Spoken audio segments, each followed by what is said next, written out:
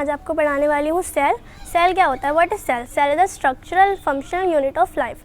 अब सेल को structural and functional unit क्यों बोला गया है? क्योंकि सेल का कुछ ऐसा स्ट्रक्चर होता है और वो कुछ ऐसे फंक्शन करता है जिसकी वजह से हमारी लाइफ प्रोसेस होती है, इसीलिए उसको structural and functional unit of life कहते हैं। अब सेल को फंडामेंटल यूनिट ऑफ लाइफ भी कहते हैं। वो क्यों कहते हैं? क्योंकि फंडामेंटल का मतलब है यहाँ बुनियादी चीज़। बुनियादी चीज़ क्या होती है? जैसे कि फॉर एग्जांपल एक वॉल है। वॉल में सबसे बुनियादी चीज़ क्या है? एक ईंट से मिलकर पूरी वॉल बनती है। तो इसीलिए यहाँ पर सेल जो है, सेल एक बुनियादी चीज़ है जिससे मिलकर हमारी पूरी बॉडी बनती है।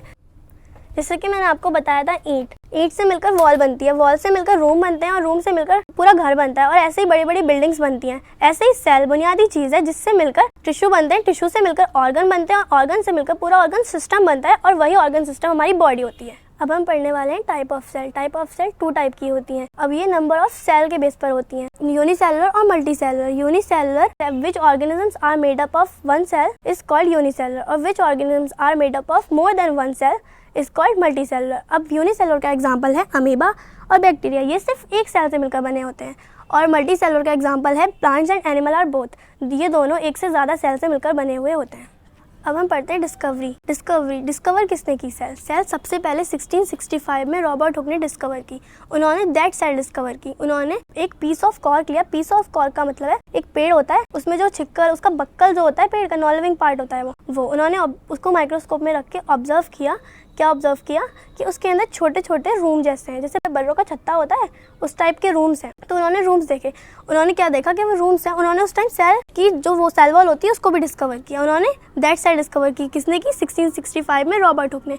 फिर लिविंग सेल किसने की? लिविंग सेल 1674 में लिवानो हुक ने डिस्कवर की। उन्होंने किससे की? पॉन्ड ऑफ वाटर से, जो तालाब होता है उसकी पानी की बूंद ली, उन्होंने उसमें देखा बैक्टीरियम होता है वो देखा। उन्होंने उसमें लिविंग सेल डिस्कवर की 1674 में लिवानो हुक ने। और फिर रॉबर्ट हुक आए। रॉबर्ट हुक ने 1831 में न्यूक्लियस डिस्कवर किया। जो सेल होती है उसमें जो बीच में सेंटर में होता है वो न्यूक्लियस। अब हम सेल की थ्योरी पढ़ते हैं। सेल की थ्योरी किसने दी? शेल्डन एंड शॉन ने इसकी थ्योरी दी। 1839 में इसकी थ्योरी दी इन्होंने थ्योरी में क्या बताया? Living thing are made up of cell. जितने भी सारे लिविंग थिंग होते हैं सब सेल से मिलकर बनते हैं, जितने भी लिविंग थिंग होते हैं। और उन्होंने फिर और क्या बताया? जो न्यू सेल होती हैं वो किससे बनती हैं? ओल्ड सेल से बनती हैं। न्यू सेल ओल्ड सेल से बनती हैं। कैसे बनती है? जब डिवीजन होता है सेल का, जब डिवाइड होती हैं तो वो ओल्ड सेल से ही तो न्यू सेल बनती हैं।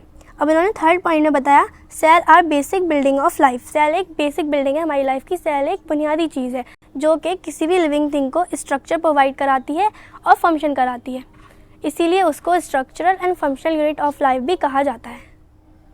अभी मैंने आपको ओल्ड थ्योरी पढ़ाई थी, अब ये न्यू थ्योरी है। इसमें थोड़ा सा अलग है। Activity of organisms depend on total activity of independent cell. इसमें क्या बता रहा है? जो ऑर्गेनिजम्स की एक्टिविटी होती है वो टोटल डिपेंड करती हैं इंडिपेंडेंट सेल पे।